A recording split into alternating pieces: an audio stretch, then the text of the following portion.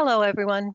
Good afternoon, and welcome to the ALA Core Preservation Week webinar on collecting and preserving after tragedy. I'm Ann Kearney. I'm a member of the Core Preservation Outreach Committee, and I'll be your host for this webinar. Our presenter today is Whitney Broadaway. Whitney is the collections manager at the Orange County Regional History Center, where she helped create the One Orlando collection following the 2016 Pulse Nightclub shooting. Previously, she was the book conservator for Special Collections and University Archives at the University of Central Florida. She received a fine arts degree from UCF with a focus in printmaking and bookbinding, and has over 10 years of experience caring for collections in both museums and library archives. We're looking forward to having Whitney share her experiences and her work with us today.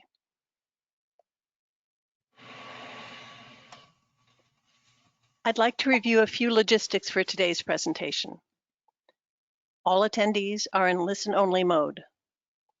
If you have questions or comments for our presenter, please type them into the question box on your screen. You may comment on today's presentation using Twitter, #PRESWK. This webinar is being recorded. All participants will receive an email with links to the recording and to the presentation slides.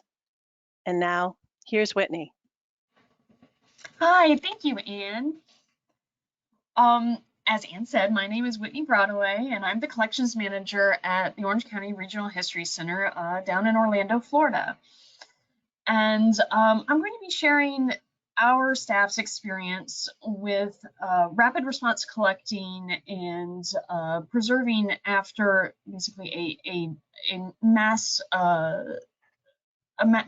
fatality event that unfortunately lots of museums around the country and the world have started to find themselves in front of nowadays.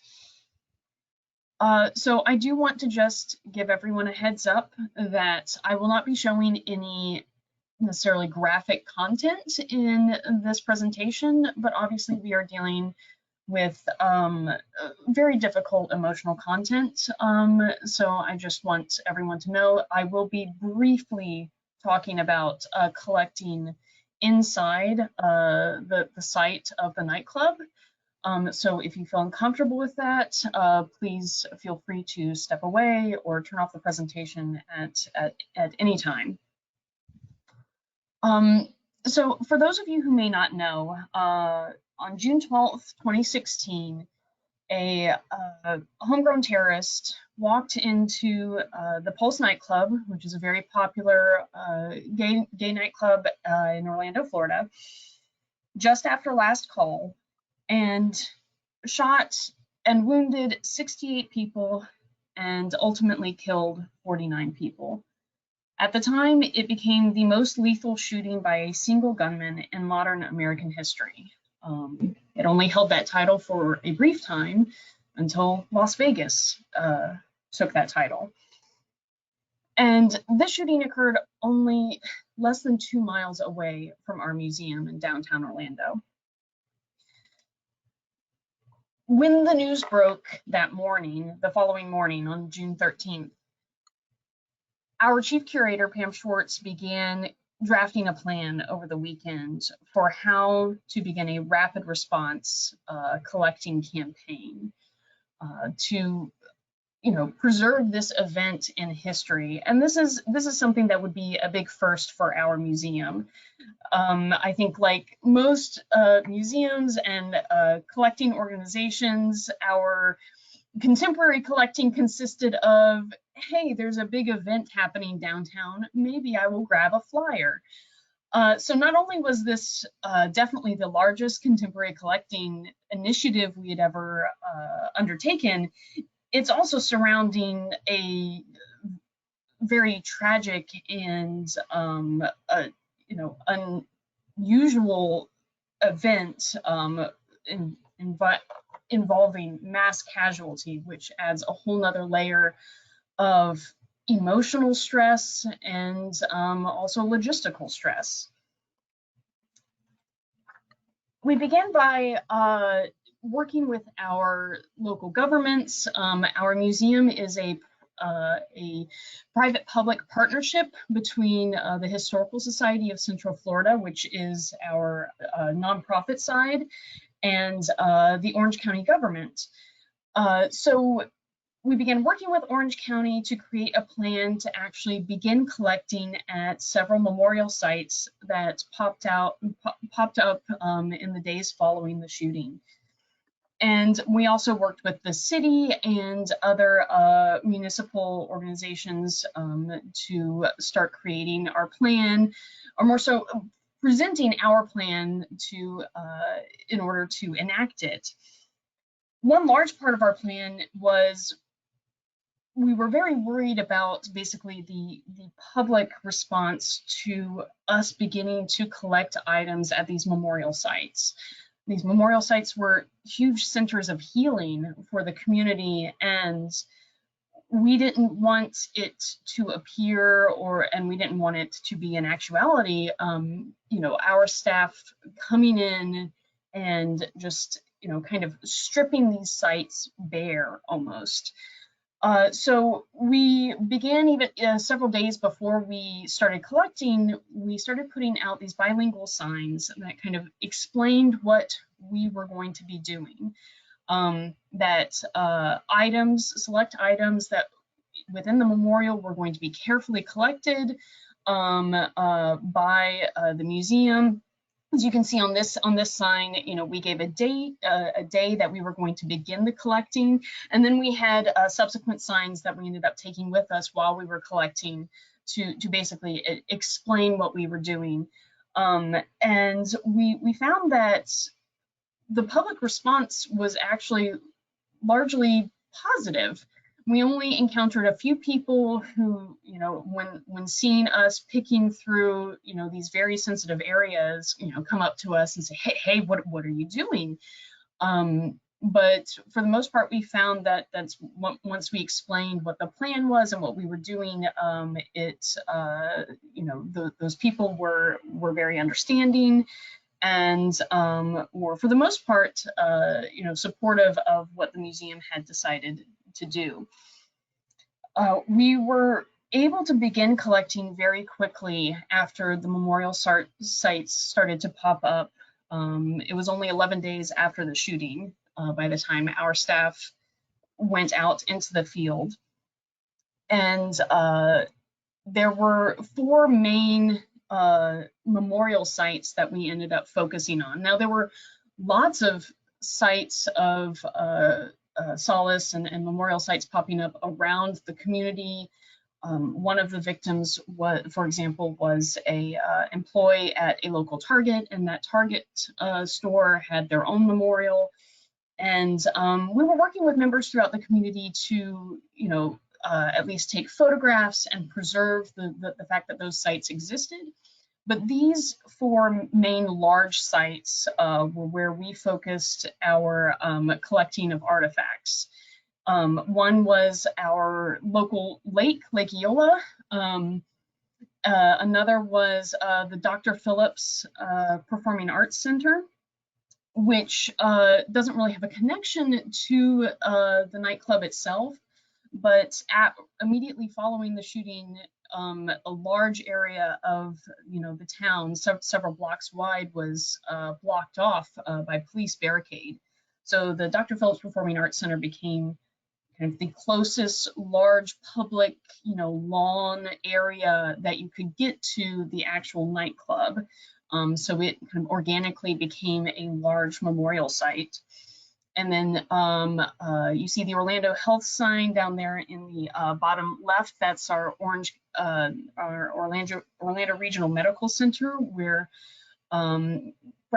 only down the street, so practically all of the victims went to that hospital to be treated. So a large memorial site grew around its main sign there. And then later, when the police barricade came down, up in the top left corner is a photo of the actual Pulse Nightclub. Excuse me. So when we started going out to those sites, we developed kind of a field conservation kit, toolkit and supplies that we took with us.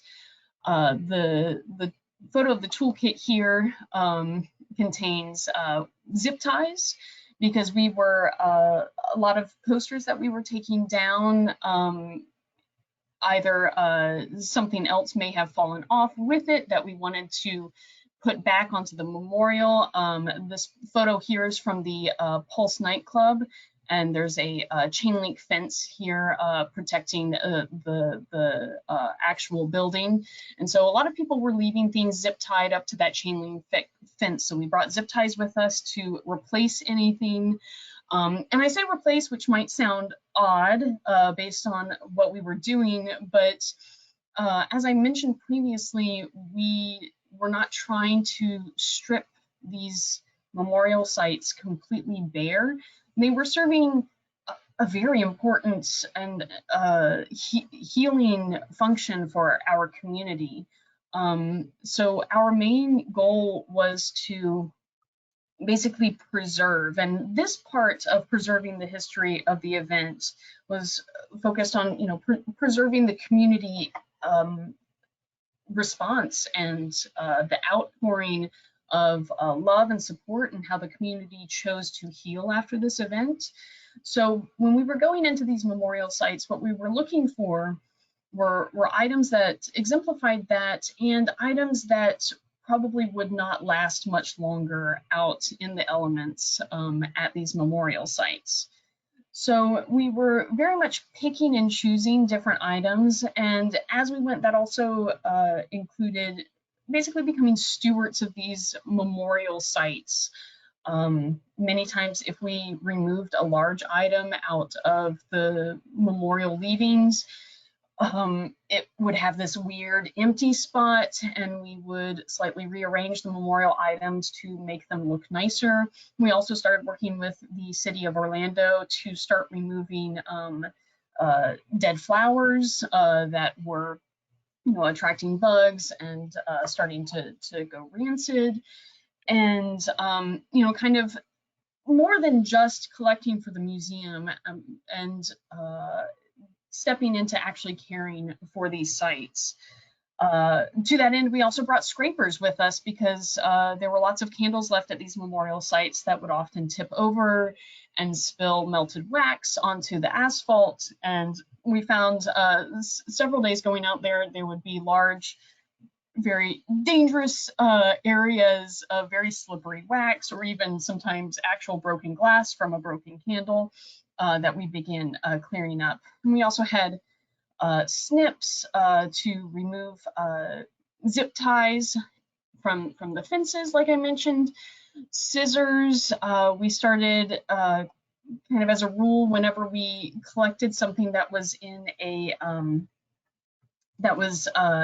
protective plastic sleeve, like just a 3-hole punch sleeve protector, trying to remove the paper items from that. They were usually soaking wet.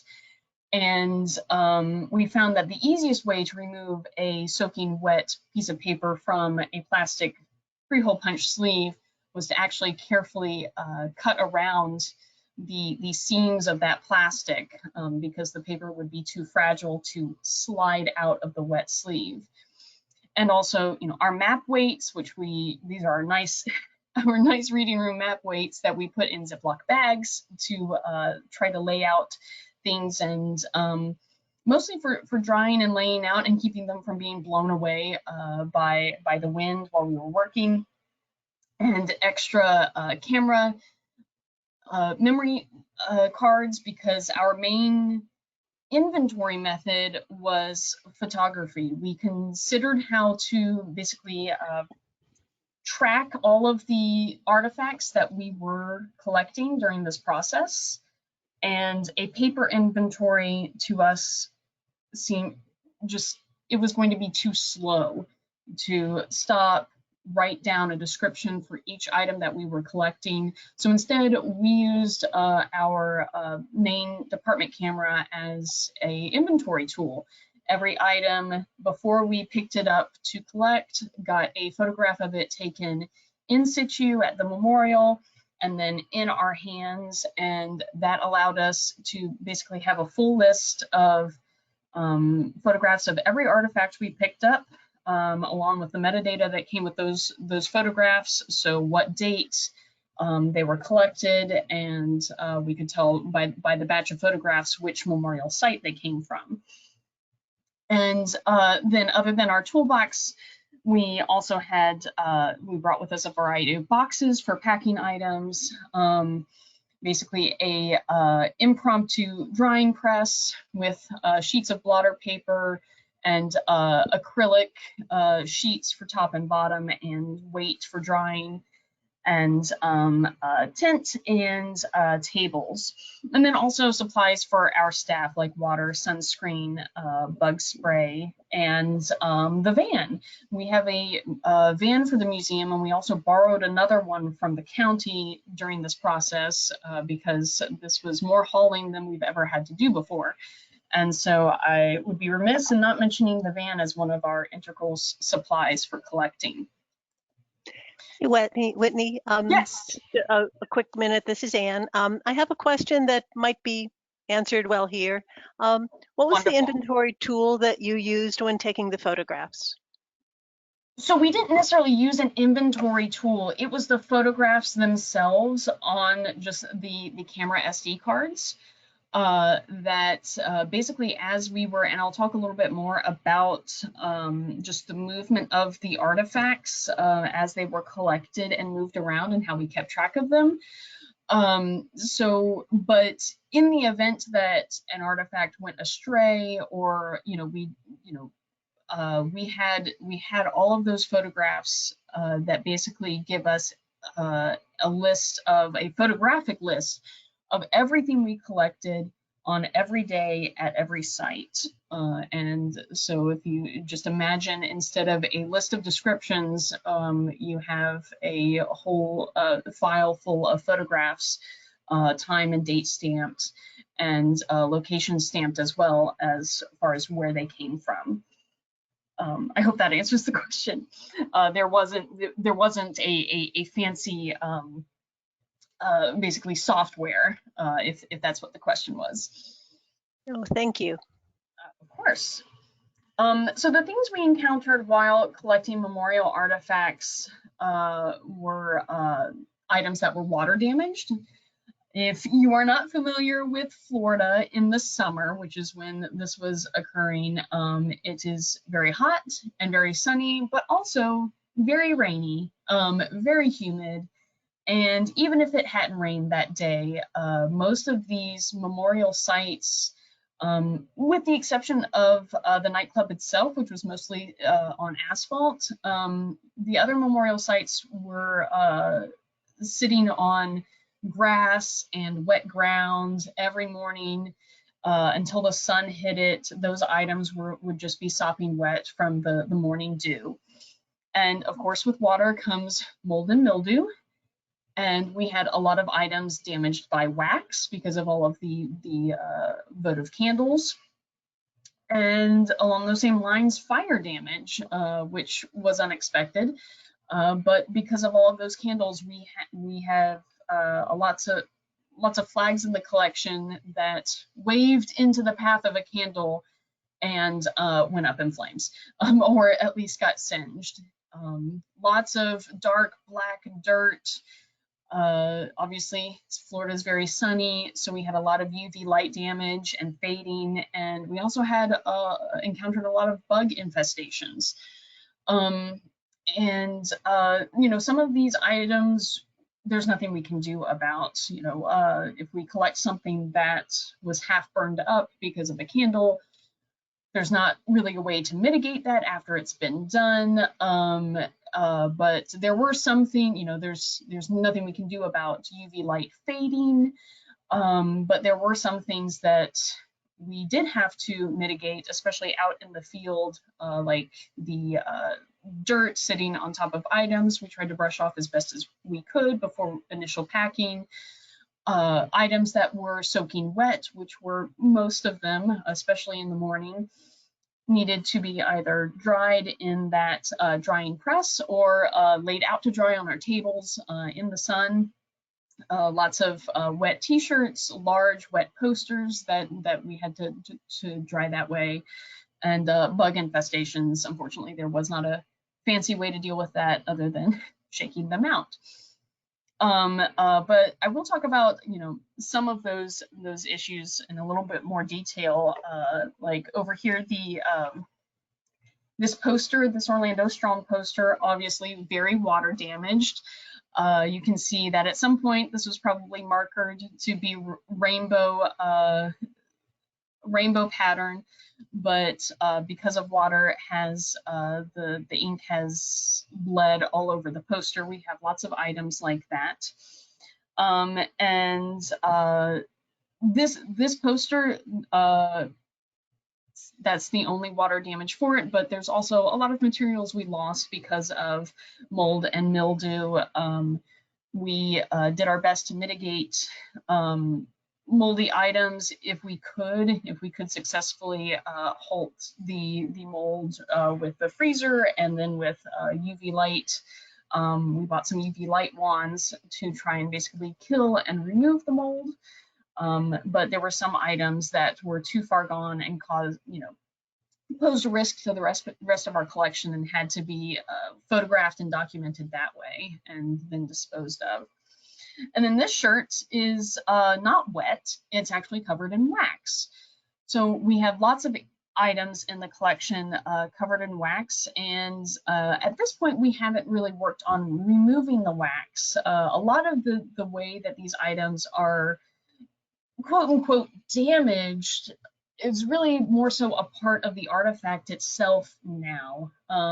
We wouldn't necessarily, for example, want to take this poster back to its original state, because then you remove the trace of that it sat out in a memorial and was rained on and looked at and loved on for all those days before we collected it.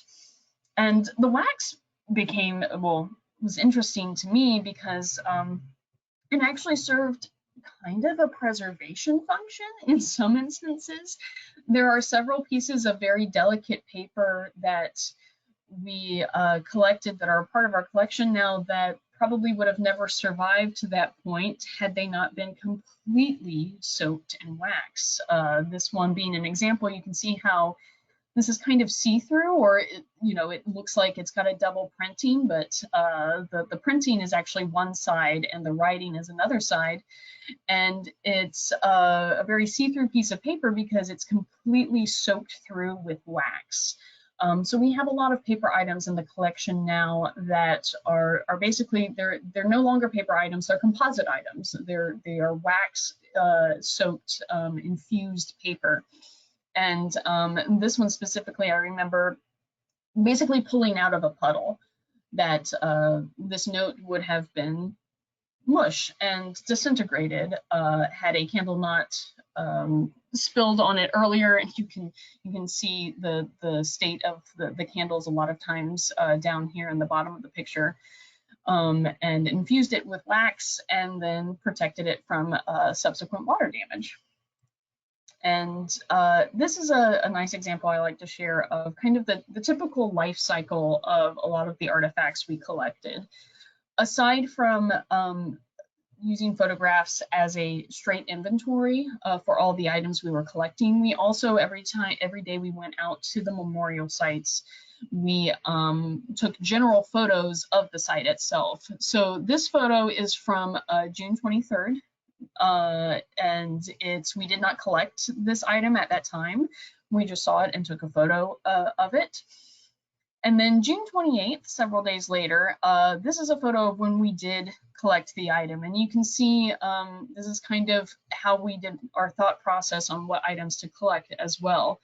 This, on June 23rd, this framed illustration, it looks very nice. And we wanted it to stay in the memorial for as long as it could. So we left it that day. And then on June 28th, you could see where the water line had started to rise from all of the rain and the dew and the elements. And so that's the day we decided that, if we don't collect this now, it's probably not going to exist very much longer. So this is the thought process we did for all the artifacts in the memorial sites. So June 28th is when we actually collected it, and here's some photos of us removing it from its frame on site because, as you can see, it was soaked through. So before we packed it for transport back to the museum, we wanted to make sure it was dry. That was our main priority in our field conservation tent, was making sure items were completely dry and completely dirt-free. And then this is what it looks like now. It's now stored in 3 parts: the cast iron kind of frame stand, the frame itself, and the paper piece that was inside. And here's another great example of the life cycle of one of the artifacts, and also the extent to which UV, in the Florida sun was rapidly fading out items. Here is just a general photo of the memorial outside of the Pulse Nightclub from July 5th. And you can see obviously lots of the items, but specifically these 2 posters. And here's that same photo just zoomed in from July 5th. We ended up collecting these posters on August 31st. And this is what those posters looked like after, a few days, or sorry, almost 2 months between the 2 of these. The Love Beats Hate poster is almost completely white with black outlines. And this rainbow isn't looking as bright as over here either. And then this photo is actually the back of this poster. The back of this poster, as you can see, faced the shrubbery, so it wasn't hit with the light, and its colors are even more vibrant than the photo here was. Another one of our conservation challenges was the 49-foot Lei of Aloha that a delegation from Hawaii with 400 volunteers worked on this for 12 hours a day, nonstop, for a week to create a 49-foot lei to fly over and present to the community of Orlando. And this lei was broken up into 3 pieces and left at 3 of the memorial sites. And we collected each of the 3 sections of lei. Specifically, this is a photo of what the lei looked like at the Orlando Regional Medical Center. They draped the lei over the Orlando Health sign like this. And so this is the lei that we ended up preserving in our collection. The other leis, when they were brought to the memorial sites, they were left on the ground where most of the memorial objects were. And so these leis are made out of plant material, and they were laying on the wet ground with other decomposing plants. They just started trying to decompose and go back to the earth, really, by the time we collected them. So this lei in particular was left at least up off of the ground and, kind of working on drying out already by the sheer fact of being up on the sign. So apart from being absolutely covered in tiny baby spiders' nests, which when we took this off the sign, we had about six staff members kind of hoist it off of the sign and carry it back to the tent in a procession line on our shoulders. It was really only when we got back to the tent that we all discovered that we were crawling with spiders and bugs. And but besides the insect infestation in this lei, it was the driest of all the leis. And after getting each of the 3 sections back to the museum, we went on the hunt to find the best way to try to preserve this. We spoke to conservation experts. We spoke to the Smithsonian's expert on preserving plant material. We also reached out to other sites of condolence because this was not the first lay to be presented to a community who had experienced a mass casualty event. All of the other sites we spoke to, they were not able to find a way to preserve their lays, and so their lays were disposed of. Our contact at the Smithsonian basically told us that this is going to be too large to preserve. Some people suggested that we dry it out up on the roof of the museum. Unfortunately, that's not really an option for Florida because it rains almost every day. So what we ended up doing is there is like an outdoor bathroom attached to our building that was closed and not in use. So we lined the floor of that with plastic. This is actually a photo from inside the bathroom. You can see the tiling here. And we snaked the lays around to try and dry out and debug them as best as we could. And then we took the Orlando Health lay and we created a custom case for it that basically encapsulated it and the bottom has some inserts for desiccant pads. And the idea is it is going to live in this case for as long as it possibly can. We wove it around into kind of this woven ball. We wound it around into this wound up ball. This will probably not be removed until it starts to truly decompose. But we're hoping that it will last for many, many years in this encapsulation. And this photo is, this encasement will now serve as, if it ever goes on display, as this photo shows, it is ready, it is display ready as well.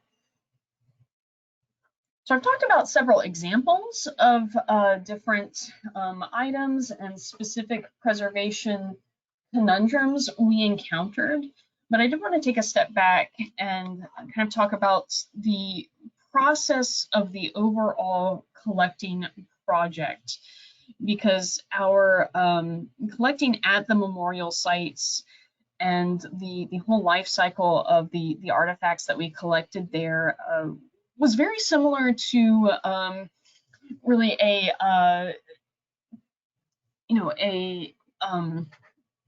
responding to a disaster site. All of our trainings for trying to repair collections after hurricanes or fires and things like that. Our process for rapid response collecting at these sites was very similar. So starting at the memorial site, I've already spoken a little bit about selecting the items that we would take. That's kind of our triage assessment. We're pulling items out of the memorial site that really looked like they couldn't survive that way for very much longer. And our photograph inventory that we were doing at the same time, and things like that. And then moving on to items coming out of the memorial site and moving to the field tent, where we would do some field conservation. And as I mentioned before, our main focus at the tent was to dry items and to brush off loose dirt so that they could be, at the end of the collecting day, basically packed up and moved back to the museum in the van. And when they got to the museum, they would be unpacked and basically re-dried, because we only had a finite amount of time at the field tent. Basically at the end of the day, we would unpack this drying press and remove all the items and put them into flat storage boxes. And they wouldn't necessarily always be completely dry, So they might have to make the travel in boxes, damp, in the van to the museum, at which point we would unpack them, lay them out for a complete dry. We took over the research library's reading room. We took over the conference room, even empty office spaces to lay out all those items and completely dry them for a day, maybe two, until they were then repacked. And at this point, I also would put basically temporary tags on all of the artifacts that listed what day they were collected and what site they were collected from. And then those artifacts would move out to our offsite storage facility, which we are very lucky to have, thanks to the county. We don't have a whole lot of space to do this kind of project at the museum. We're in a historic 1927 building, so our archives and collection space is very limited, but we do have an offsite storage facility about 30 minutes away. So once everything was completely dried out at the museum and completely cleaned of dirt, it would then move yet again in the van out to the offsite storage facility where I staged it. These little papers basically are the day and the memorial site, and then all the items laid out in front of these areas as we collected. And so this is where their immediate journey ended, because this was a very fast-paced process. Not only were we battling the elements, racing against time and water and sun to preserve a lot of these items, but there was also a level of timing that was being asked of us from the county and the city and some of the memorial sites. One site in particular, Lake Eola, that was the first site that really needed to stop being a memorial site. The city was going to have a 4th of July celebration at Lake Eola. So before that happened, they asked us to come and actually clear all the artifacts from around the lake. And same with Dr. Phillips Performing Arts Center. That's a private performing arts location. So after a couple of months, they had an event that they wanted to do there, and the memorial needed to be removed, and so we were removing those items completely instead of just picking and choosing at that point. So the sheer amount of items we were collecting meant that this was kind of the stopping place for these artifacts for the time being. We collected out in the memorial sites for 31 consecutive business days. For those days, our schedule, or at least mine, I would arrive at the museum at 7:30. We would pack up the van and all of our supplies and make it out to whatever memorial site we were collecting at that day. We would either collect all day, from 8 to 5 at that site, or we would collect from 8 to noon, pack up the van, take a load back to the museum, and then head back out to a different memorial site for like 1 to 5. After which we would bring that batch back to the museum, probably spend an hour or two unpacking everything and laying everything out, just doing some more conservation and mitigation at the museum, and then maybe spending a couple hours at the very end of the day to do my normal job. At the time that this happened, there were only 2 staff working in the collections department. So at the end of a day of doing this, we still had to check our emails, check our phone messages to see who had called wanting research requests and things like that. So our days went from about 7:30 a.m. to 10 p.m. For 31 business days. I did not get to see my 3-year-old for 2 months. So not only was this an extreme physical toll on our very small staff, it was also obviously a large emotional toll, just because of the nature of the artifacts we were working on collecting.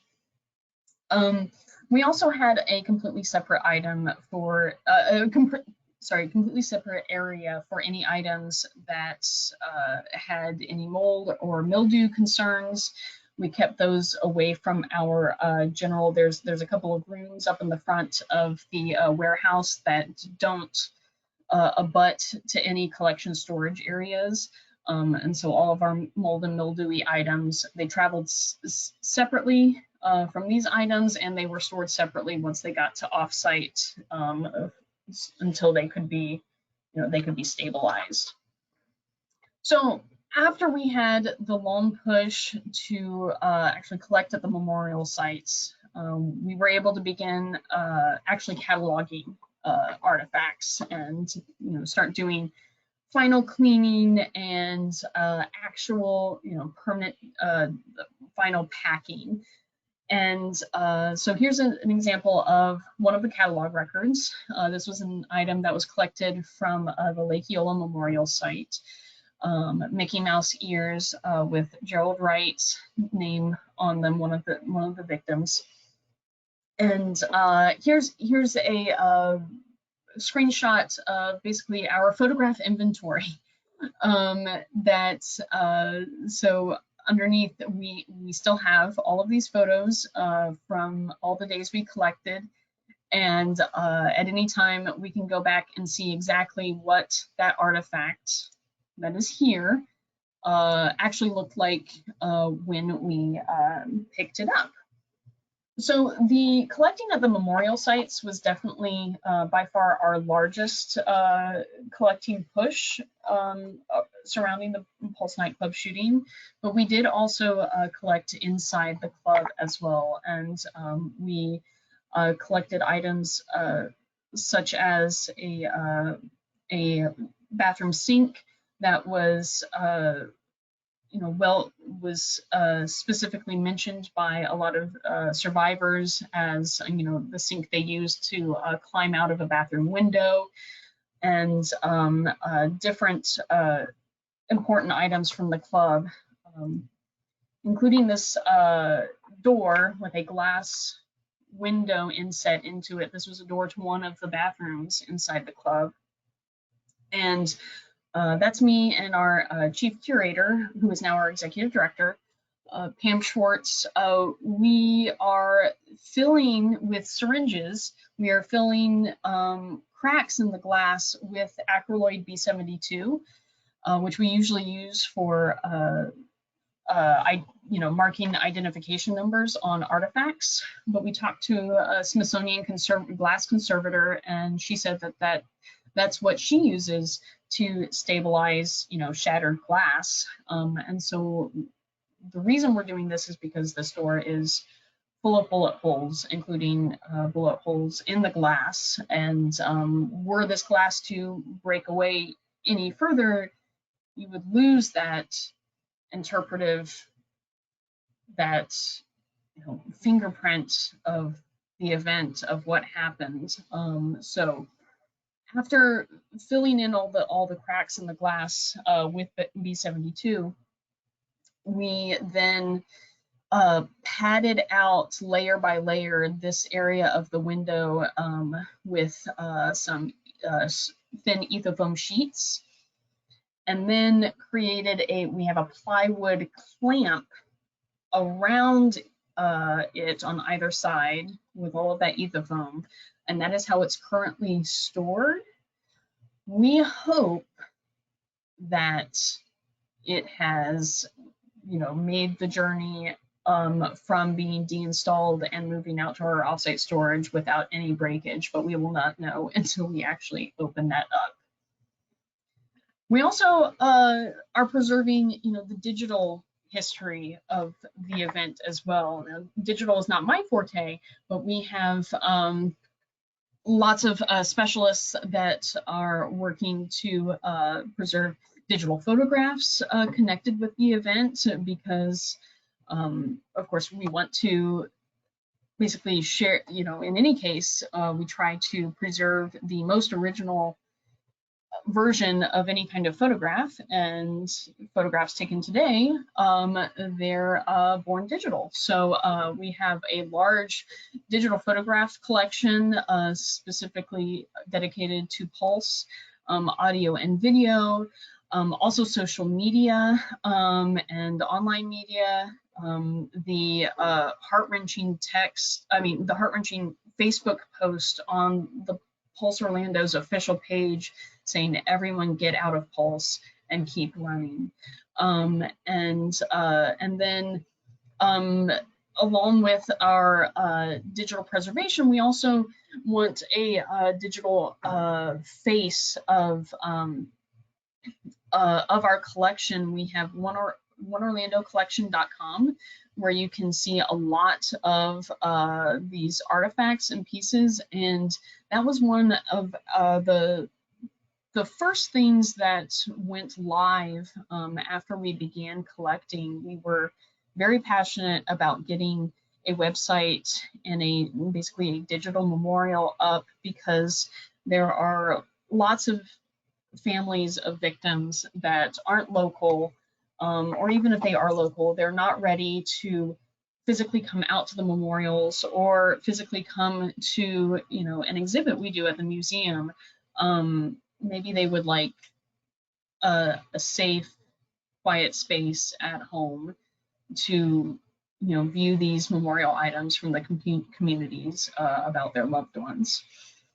And then we also undertook a huge oral history collecting project to collect the stories of first responders, victims, family members, and the illustrations here are by a local artist named Thomas Thorsbecken.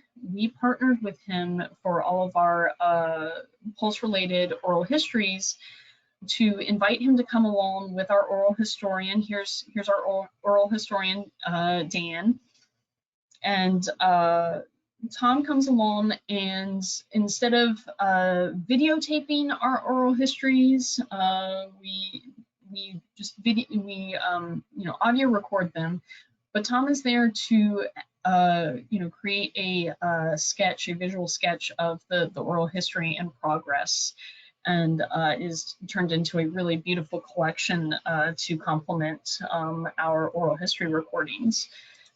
And I have one specifically I wanted to point out, who is Roberta Blick. At the time of the shooting, she was 89 years old and was terminally ill with cancer, but she was incredibly impacted. She's always been a advocate for gun control, and she's the mother of a son who is gay. And so she created this beautiful quilt with all the 49 victims. And after she created it, it traveled around the country with a woman from her church helped travel it around. And some of the signatures on it are President Barack Obama's, Lin-Manuel Miranda, Jennifer Lopez. And after it traveled, it was then donated to our collection. And so we did an oral history with her, and I'll just go ahead and play a snippet of it. I don't know if this will work while I'm in laser pointer mode.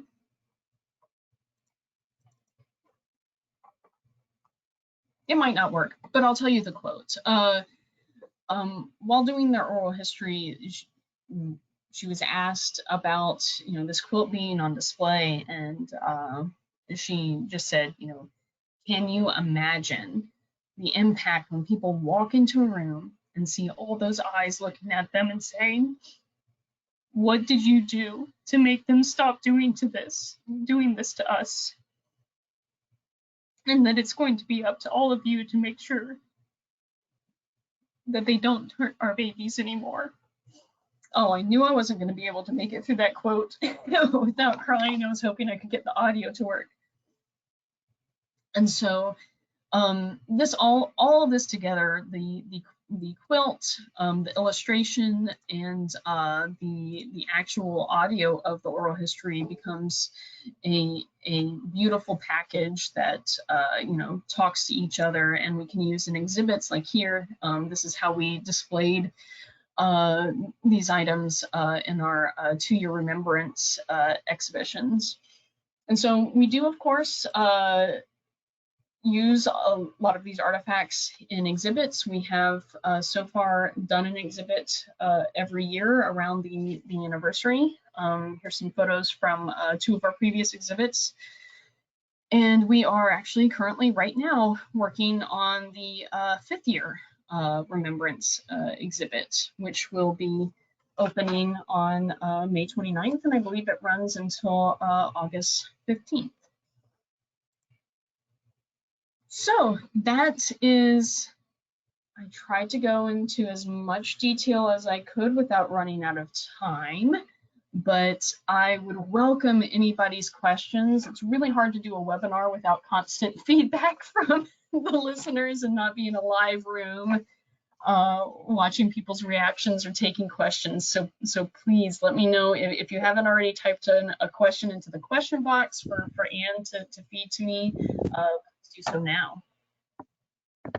So thank you very much, Whitney. We do have time for a few questions, and we do have a few in the question box right now. Before I get to those, though, any questions that come in after these few, Whitney's kindly offered to answer them in writing, and those answers will be sent to attendees via email, just so you know your question isn't going to be skipped over. Mm-hmm.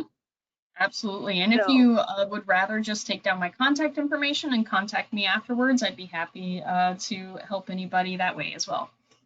Okay. So I have 3 here, and we may be able to get to all of them. Okay.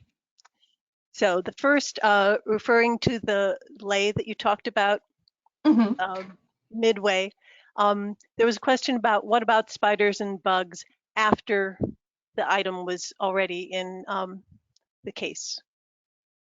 So we did basically, after we dried it out in the bathroom, we then sealed it in a tub.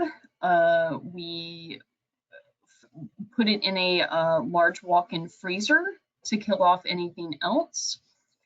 And then, so we went through a couple of processes of different ways of drying out, freezing, trying to make sure there were no bugs. So I am about 98% sure there are no bugs when we encapsulated it into, and the timeline for that was we did not actually encapsulate the lay until about 2 years after we collected it, I believe. So that's kind of the idea of the timeline of how long it was in our custody, either, you know, drying out in the disused bathroom, or sitting sealed in a plastic tub, or being frozen.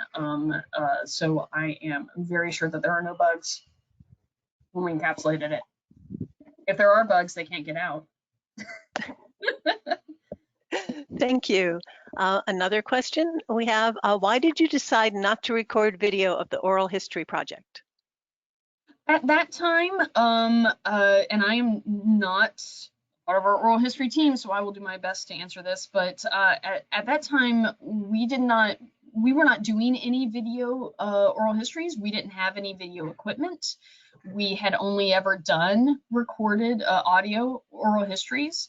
So the addition of the illustrations was new, and I believe there was a discussion about possibly video recording it, but at least at that time we felt like a lot of the people we're going to be talking to are grieving families, and actual victims that were there, that were there the night of, and we didn't feel like really anyone would feel super comfortable with, a video camera kind of, staring them at in their face. We felt that this was a little more personable, and for the most part, that's kind of the feedback we got as well. Okay, we have time for one more quick question, and as I mentioned, the rest Whitney has agreed to address and email responses. So this question is, was there a quarantine period or treatment plan for materials that might have non-mold mildew infestation besides the lei?